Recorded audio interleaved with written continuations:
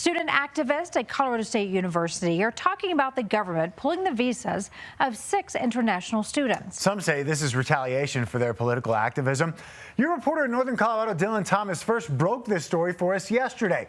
Your reporter, Jasmine Arenas, joining us now with more on the fallout. And Jasmine, you spoke with a student organizer at CSU who says she knows the students who had their visas revoked. Yes, that's right, Karen. And the student I spoke with is part of the Students for Justice in Palestine chapter at Colorado State University. She believes the students were most likely targeted for their political activism, and at least 5 out of 6 are now back in their home countries.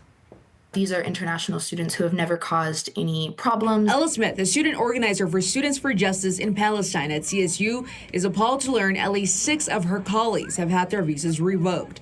I think this is ridiculous and don't understand why, especially because none of these students have ever had interactions with the police. The university has said they've worked to connect students to resources and are supporting them to their best ability. Still, Smith believes the students were targeted for their participation in protests and vigils in response to the war in Gaza. We think that the fact that students can lose their visas, lose the things that allow them to be in this country simply because they were exercising their First Amendment rights to non-violently, peacefully, legally protest against an active and ongoing genocide is vile. It's disgusting. The university told student media they helped escort students to the airport, and it was in the students' best interest to leave the country. However, Smith believes that was the wrong approach. We are calling out our administration to not only protect the international students who are here, protect the international professors who are here, but